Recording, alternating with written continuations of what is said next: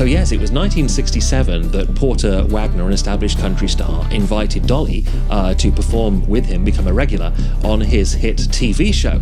It was a disaster from the start, but as we've learned before, Dolly's a survivor in show business. She doesn't just run away crying. She sticks it out. She sticks everything out, and she gets in front of the microphone. She wins them over with her music. This is the guy who had given her a chance on his TV show and had worked with her on her early records, establishing her path to fame. They had a professional split, but they remained friends, and so she wrote the song "I Will Always Love You" as a tribute. Remember Dolly Parton? The mentor who gave her everything sued her 5 years later for $3 million, claiming he made her a star and she owed him for life. 9 to 5 was a huge hit. It was a successful movie, but also the song 9 to 5 was a monster hit, and she actually had a triple hit there because it was #1 on the country charts, the adult contemporary, and the pop charts simultaneously. And it also got her an Oscar nomination for Best Original Song. Her biggest crossover hit brought a courtroom battle where songwriters accused her of stealing their melody and demanded $1 million. This got her second Academy Award nomination for Best Original Song, but because the movie was about a transgender woman, Dolly received a lot of death threats because people were upset by the subject. This is what Dolly Parton never wanted you to know about her darkest secrets. Porter Wagoner gave Dolly Parton her big break in 1967 when she was just a 21-year-old girl from the Smoky Mountains. He invited her to join his weekly syndicated television show. It was more money than she had ever seen and national exposure that launched her career. For 7 years, Dolly performed as Porter's duet partner. They recorded albums together and toured the country. Porter produced her solo records and guided every decision about her music and image. He taught her how to work crowds and handle the media. Porter Wagoner was building Dolly Parton into a star. The problem was Dolly was replacing someone called Norma Jean, a singer who was very popular with the audience. She'd left the show, so Dolly would go out and sing to the audience, and she'd get booed and jeered. They didn't care that she was good, they just cared that she wasn't Norma Jean. By 1974, Dolly wanted more than being someone's duet partner. She wanted to go solo and cross over into mainstream pop music. She wanted to be Dolly Parton, not just Porter Wagoner's girl singer. When she told Porter she was leaving the show, he was devastated. She wrote "I Will Always Love You" as a farewell tribute to him, a song to tell him she was grateful but had to move on. The song became a massive hit. The split seemed friendly at first. They recorded a final duet album and said nice things about each other to reporters. Dolly's solo career took off with pop hits and movie roles. They had a professional split, but they remained friends, and so she wrote the song "I Will Always Love You" as a tribute, never guessing, perhaps, that it would become the huge song that it did. Then on March 21st, 1979, 5 years after she left his show, Porter Wagoner filed a lawsuit against Dolly Parton. He demanded $3 million. The lawsuit claimed breach of contract. Porter argued he had made Dolly a star and deserved 15% of her net income from June 1974 through June 1979. He wanted 15% of her outstanding record royalties and 15% of her future royalties forever. Porter told the press he hadn't seen or talked to Dolly since 1976. He complained she had made it big and moved to California with so many handlers he couldn't reach her. This lawsuit was the only way to settle things, he said. His public statements got nastier. He described Dolly as living in fairyland and only being out for herself. Porter claimed he wasn't bitter, then immediately told reporters that Dolly Parton was the kind of person he couldn't trust with anything. He said she turned her back on her own family to help herself. The man who launched her career was attacking her character in newspapers while demanding millions. I love to work. When I was just a kid, this was always my dream, to travel all over the world and to write songs. That was my gift. And I just always wanted to make it into a business. The lawsuit devastated Dolly. Although she appeared to be a star to the public, she didn't have $1 million or anything close to it. Her lawyers thought she could win in court, but a trial meant years of fighting. It meant airing dirty laundry and hurting her family. Her husband, Carl, didn't want to go through it. Dolly settled out of court for approximately $1 million. She paid it in installments over several years. It was everything she had. She later wrote in her autobiography that if Porter could live with taking it, she could live without it. The settlement also required her to record one final duet album, with Porter released in August 1980. Years later, they reconciled. They performed together at the Grand Ole Opry in 2007 to celebrate Porter's 50th anniversary. When Porter died from lung cancer in October 2007, Dolly sat at his bedside 2 hours before he passed. She forgave him, but the betrayal changed her forever. It taught her to protect her business and be careful about contracts. The man who gave her the biggest opportunity of her life had tried to take everything she worked for. In 1980, Dolly Parton was living her dream. She starred in her first movie, the comedy 9 to 5, opposite Jane Fonda and Lily Tomlin. The film was a massive box office hit. The theme song Dolly wrote climbed every chart in America.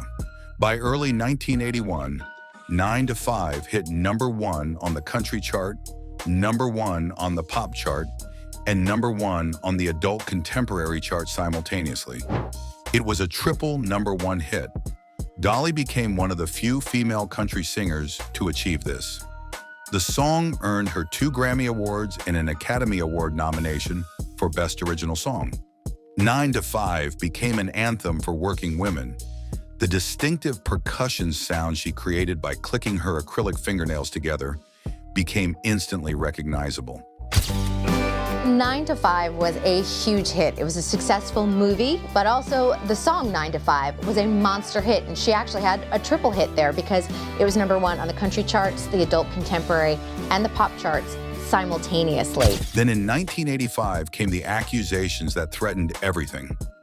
A husband and wife songwriting team named Neil and Jan Goldberg filed a $1 million copyright infringement lawsuit against Dolly. The couple performed professionally as Gandharva in Eternity. They claimed 9 to 5 was stolen from their 1976 song called Money World. The Goldbergs said they sent their album containing Money World to Jane Fonda's home in 1978, 2 years before Dolly wrote 9 to 5. Their lawsuit alleged Fonda gave the record to Dolly, and Dolly copied their melody for the movie theme. They hired a musicologist who testified he found striking similarities between the choruses. He concluded the key phrase in Dolly's song was copied from Money World. Dolly was humiliated. She later described the plagiarism trial as so degrading and one of the most painful things I've ever gone through. She told reporters it damaged her reputation because people out there thought she stole from working people. For someone who built her career on songwriting talent, being called a thief was devastating. I was excited about it because it was the kind of thing that was so close to my own personality that I didn't feel like I really had to act or worry too much about it, although I wasn't all that great, but it wasn't like a real scary thing. The trial began in December 1985 in Los Angeles federal court. Dolly took the witness stand with her guitar. She testified repeatedly that she never heard Money World until lawyers took her deposition in 1984. She told the jury she wouldn't copy a song any more than she would steal one of your kids. She declared, "I'm a giver, not a taker." Dolly performed from the witness stand to prove her point. She strummed her guitar and sang Ray Charles' "I Can't Stop Loving You" in the same style as 9 to 5 to show how you can make things sound like other things. When the Goldbergs' attorney played a comparison tape, Dolly admitted she was shocked. She joked it, "Set my hairdo back another 10 years. The courtroom laughed. Jane Fonda testified she never listened to unsolicited records. Her lawyer advised against it to avoid plagiarism lawsuits. Fonda said she never heard of the Goldbergs before they sued. When the attorney accidentally called her Miss Parton, Jane got laughs by responding, "It's hard to mix us up." And, you see the glamour and the wigs and the lame and the nails, but that woman is smart. And when the music starts, her head goes down, the wheels start turning, and she can give you a new lyric or a new melody in 20 minutes. Dolly's defense called musicologist Harold Barlow, who testified the lawsuit was without merit. He said the two songs didn't have a substantial number of notes in common. After 12 days of testimony, the jury took just 35 minutes to reach their verdict. They ruled in Dolly's favor, finding no similarity between the songs. Dolly won, but the damage to her reputation lingered. Years later, she told reporters she was still bothered by what the lawsuit did to her. Even though she was found innocent, it hurt knowing some people believed she plagiarized. The accusation of being a song thief followed her for the rest of her career. For years, Kurt Webster was one of the most powerful publicists in Nashville. His firm, Webster PR, represented the biggest names in country music. Dolly Parton worked with him for many years. He handled her press and managed her media appearances. Webster was part of Dolly's inner circle. She trusted him completely. Then in October 2017, everything exploded. Former country singer Austin Rick went public with horrifying allegations. Rick claimed when he was Webster's client in 2008, Webster assaulted him. Rick described being drugged at an Easter party at Webster's house and waking up in Webster's bed with no memory. Webster allegedly told Rick he wanted fireworks between them before there could be fireworks in Rick's career. Tonight, Chris Conti is looking into allegations that Webster used his position with Dolly Parton to leverage young fans into sending sexually explicit photos. Chris? Within days, more than a dozen former Webster PR employees came forward with their own stories. They described a workplace where sexual harassment was rampant. Webster allegedly showed employees hardcore pornography in the office. He talked graphically about his sex life. One former employee claimed Webster made him perform during his job interview. Another said Webster followed him into the bathroom and propositioned him. The allegations that directly involved Dolly were perhaps the most disturbing. Multiple former employees claimed Webster bragged about exchanging meet and greets with Dolly Parton and backstage passes in exchange for favors from her fans. Webster allegedly showed naked pictures of gay men around the office. He told employees these men sent the photos to get access to Dolly. Dolly's name and reputation were being used by her own publicists to sexually exploit people. Webster was allegedly telling men they could meet Dolly if they sexual favors or explicit photos. He traded on her fame and her fans' love to satisfy his predatory behavior. This had apparently gone on for years. We get along wonderful with that, and I make it a point to protect his privacy and to protect our home life. And when I go home, that is private. As allegations mounted, Dolly's name disappeared from the Webster PR website, along with nearly 50 other clients.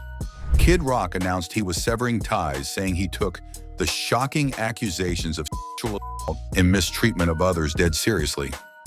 Charlie Daniels fired Webster, Randy Travis left, Billy Ray Cyrus left. The firm's roster collapsed within days. On November 2nd, 2017, Dolly finally addressed the situation with a carefully worded tweet. "I've worked with Kurt Webster for many years, and he has done a wonderful job," she wrote. "I'm hoping that the accusations are not true." Many people were disappointed. Fans felt she should have condemned Webster's alleged behavior rather than praising his work and expressing hope the accusations weren't true. Webster stepped down from his company to focus on combating the egregious and untrue allegations. The firm, rebranded as Westby PR Nashville Police, couldn't pursue criminal charges due to statute of limitations. Webster denied all allegations and claimed his relationships were consensual. Dolly has been a major influence on new artists. She is Miley Cyrus's godmother, who, as her, made a successful crossover between country and pop. 2 years later, in November 2019, Dolly was photographed backstage at the CMA Awards with Kurt Webster, smiling like old friends. Webster was back working in the industry. Dolly's sister, Stella Parton, publicly called her out on social media. "So many stories about CMAs this morning, but nobody is writing this one," Stella posted. She called it gross and said Nashville is a coward. The controversy revealed an uncomfortable truth. Dolly valued loyalty to people who worked for her over supporting alleged victims of sexual abuse. She never publicly condemned Webster's alleged behavior. She never apologized for how her name was used to exploit fans. She moved on and pretended nothing happened. For someone who built her image on kindness, it was a dark moment that tarnished her reputation. Dollywood is Dolly Parton's pride and joy. The 150-acre theme park in Pigeon Forge, Tennessee, opened in 1986 and became one of the state's most popular tourist attractions. Millions visit every year to ride roller coasters and celebrate Dolly's Smoky Mountain heritage. The park generates hundreds of millions in revenue and employs thousands. It's a major part of Dolly's business empire.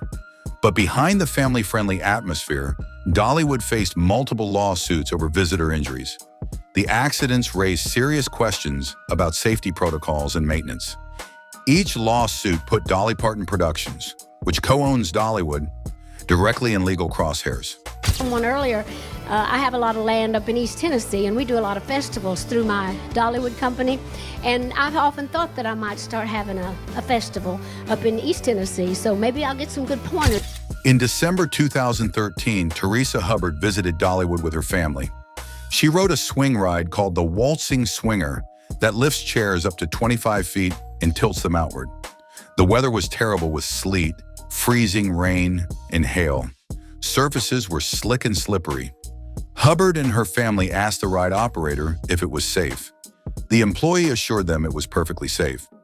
While on the ride, Hubbard thought it came to a complete stop.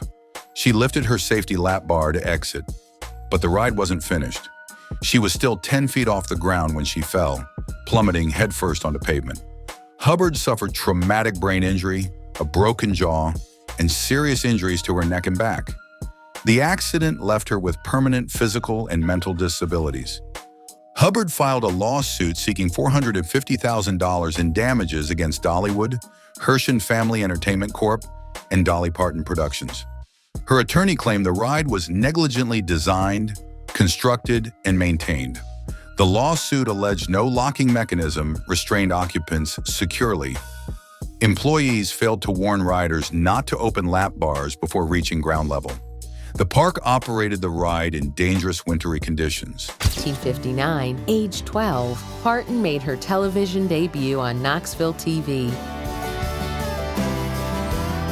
And in 1960, at age 13, she made her recording debut with a small label and appeared at the Grand Ole Opry, a weekly country music stage concert in Nashville, Tennessee.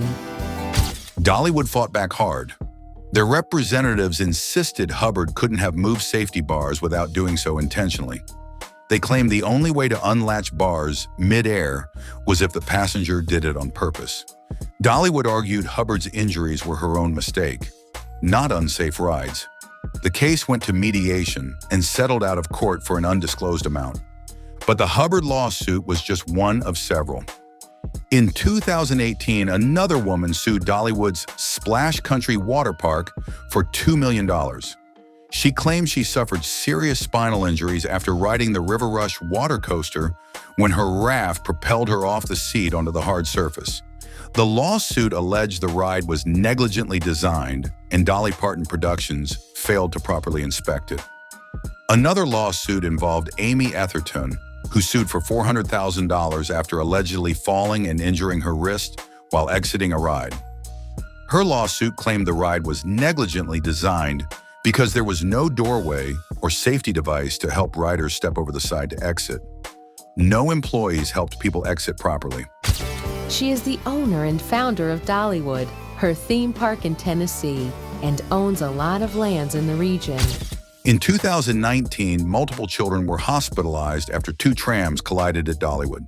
Several guests suffered concussions, broken bones, and lacerations.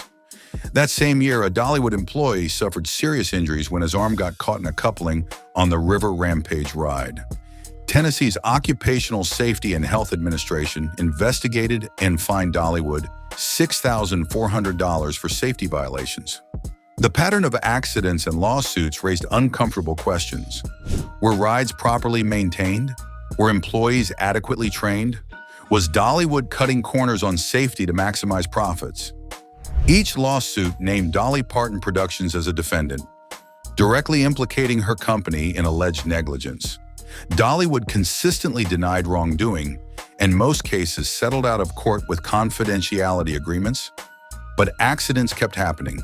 Each new lawsuit chipped away at the wholesome image Dolly cultivated for her theme park. Dollywood had a darker side she never wanted the public to see. Throughout the 1970s, Dolly Parton had a contentious relationship with RCA Records. The label signed her in 1967 when Porter Wagoner convinced them to take a chance on her. But as Dolly's ambitions grew, RCA wasn't interested in supporting her vision. They wanted to keep her in the country music lane. She wanted to cross over to pop and become a mainstream superstar. Dolly felt RCA was not fully supporting her solo endeavors. The label limited her creative control and tried to dictate what music she made. They were more interested in her duets with Porter Wagoner than developing her as a solo artist. The relationship became increasingly strained as Dolly fought for freedom to pursue the career she wanted. What they decide is, now that she's established as a country artist, they need to take it to the next level. They need to cross over, become mainstream, go in the pop direction. That's what she did. A large part of her success is due to Sandy Gallin. They teamed also. The disputes led to heated negotiations throughout the decade. Dolly was determined to take control of her music and image. She eventually won significant changes to her contracts with RCA that gave her more creative freedom and better financial terms. When her contract finally expired in 1986, she immediately signed with Columbia Records, eager for a fresh start. The move to Columbia came at a difficult time. By the late 1980s and early 1990s, Nashville was changing. A new generation of younger country artists took over the charts. Veterans like Dolly were being pushed aside. She released an album called White Limousine in 1989, trying to get back to her country roots, but the industry moved on without her. Country radio stopped playing her new songs. Album sales declined. Dolly was forced to reinvent herself, moving into bluegrass music with critically acclaimed albums in the late 1990s and early 2000s. But the rejection from Nashville hurt. The town that embraced her in the 1970s turned its back on her by the 1990s. By now included Dolly, were being pushed out. And suddenly, a new batch of emerging young performers were the ones who were really sort of exciting Nashville. She suddenly finds herself as a queen without a country. She thought that she would return to Nashville in triumph, but it's like, no, that's okay, Grandma. We got these kids now. Then in 2006, Dolly faced a different kind of controversy. She wrote a song called Travelin' Through for the movie Trans-America, starring Felicity Huffman. The film told the story of a transgender woman on a road trip with her estranged son. It was a sensitive portrayal of a transgender character at a time when such representation was rare in Hollywood. Dolly's song earned her a second Academy Award nomination for Best Original Song. She was proud of the work and believed strongly in the message of acceptance. But conservative groups were outraged that Dolly Parton associated herself with a movie about a transgender woman. They felt she was betraying her country music roots and Christian values by supporting the film. The death threats poured in, angry letters, hateful phone calls. People who once loved Dolly now wanted to hurt her for standing up for transgender rights. The vitriol was shocking, but Dolly refused to back down. She gave a powerful performance of Travelin' Through at the 2006 Oscar ceremony in March. She told reporters she wrote the song because she believes it's all right to be who you are. This got her her second Academy Award nomination for Best Original Song, but because the movie was about a transgender woman, Dolly received a lot of death threats because people were upset by the subject.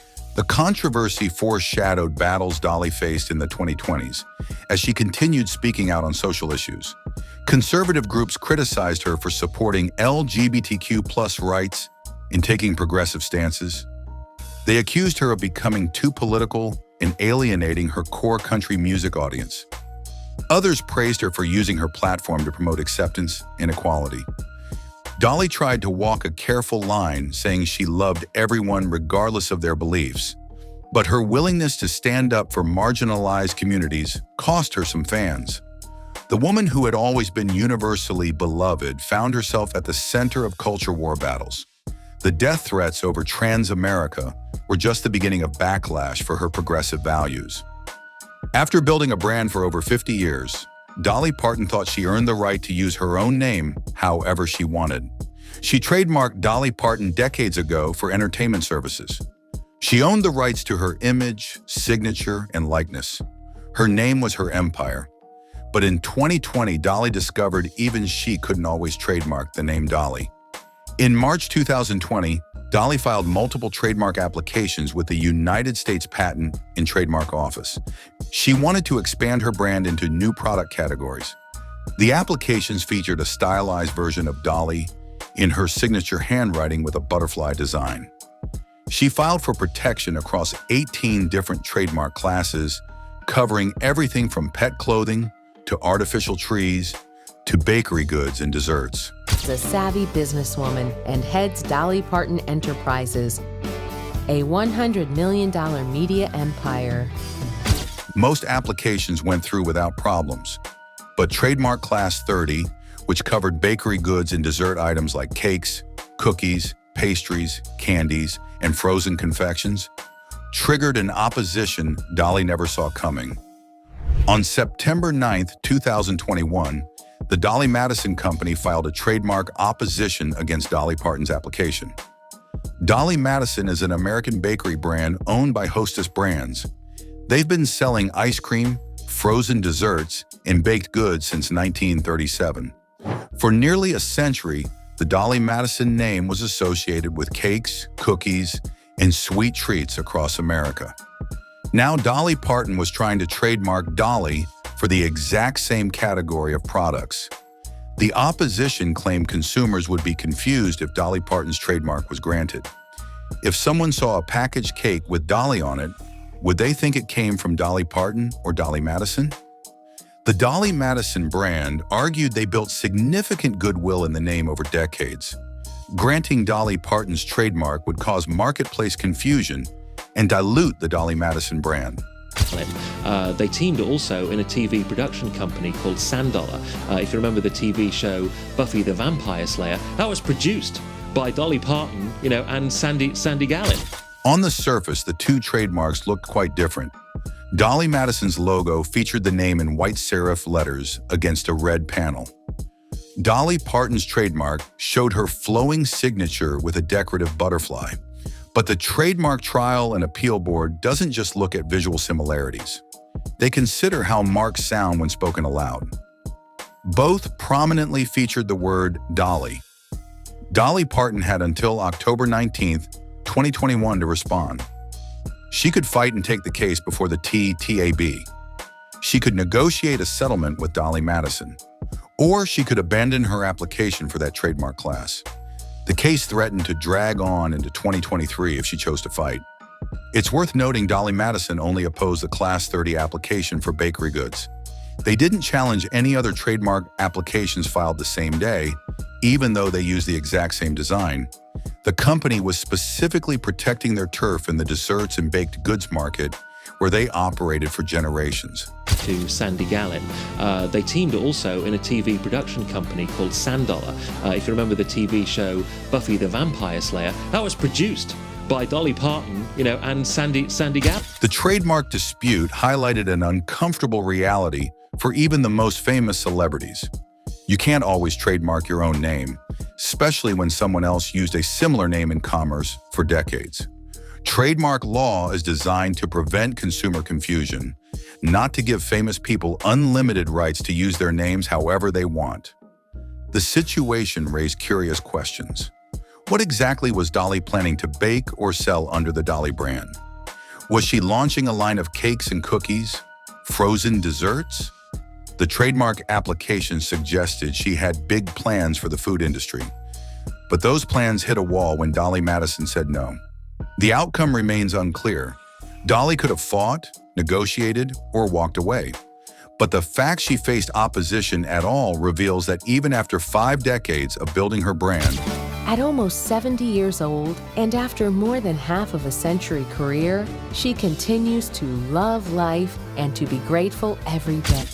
there were limits to how far the Dolly Parton empire could expand. Some territories were already claimed by other Dollys who got there first. For most of her career, Dolly Parton expertly avoided political controversy. She joked that she stayed out of politics because she didn't want to upset half her audience. She tried to be loved by everyone, regardless of beliefs. But in the 2020s, that careful balancing act became impossible. Dolly found herself caught in America's culture, wars, whether she wanted to be there or not. The trouble built when Dolly made clear she supported LGBTQ+ rights. She had always been an ally to the gay community, but in recent years became more vocal. She spoke out in favor of equality and acceptance. She made statements supporting transgender rights. She celebrated Pride Month on social media. Progressive fans were thrilled. Conservative fans who loved Dolly for decades felt betrayed. Conservative writer Erica Anderson publicly accused Dolly of spreading false gospel because of her LGBTQ+ advocacy. Christian groups who once claimed Dolly as one of their own now criticized her for abandoning traditional values. Social media exploded with angry posts from former fans who felt Dolly had gone too political.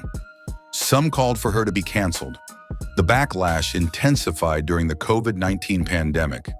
Dolly donated $1 million to help fund Moderna's vaccine research.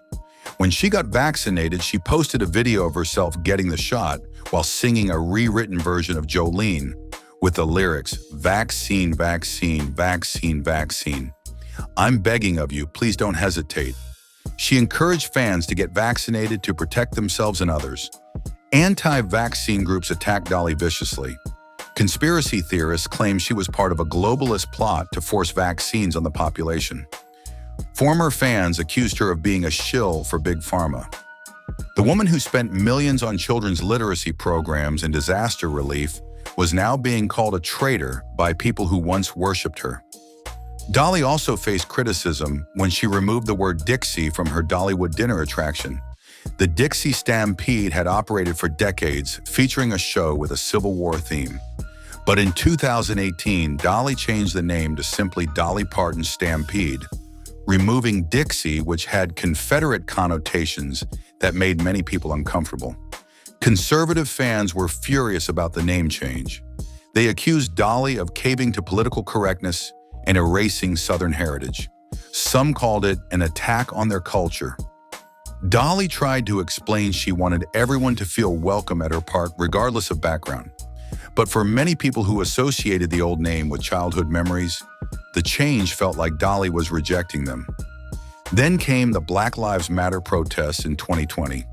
Dolly expressed support for the movement and spoke about the importance of racial justice. She said she admired young people standing up against systemic racism. Conservative critics erupted. They claimed Black Lives Matter was a Marxist organization. They accused Dolly of supporting violence and destruction. The attacks on social media were relentless. Dolly found herself in an impossible position. Half the country loved her for speaking out on social issues. The other half felt she betrayed everything they thought she stood for. She tried to walk the middle ground by saying she loved everyone and just wanted people to be kind to each other. But in an increasingly polarized America, staying neutral was interpreted as taking sides. Some progressive activists criticized Dolly for not going far enough. They wanted her to explicitly condemn Trump and MAGA Republicans. They thought her "love everyone" message was a cop-out that avoided holding powerful people accountable. Dolly was simultaneously too political for conservatives and not political enough for progressives. The controversy revealed how much America changed since Dolly's career began. In the 1970s and 80s, she could charm everyone with her humor and talent. Her politics didn't matter because entertainment was separate from politics. But by the 2020s, everything became politicized. Every public statement was scrutinized. Every action was interpreted through a political lens. There was no such thing as a neutral public figure anymore. Dolly tried to rise above it all. She continued doing interviews where she deflected political questions with jokes. She said she wanted to be a uniter, not a divider.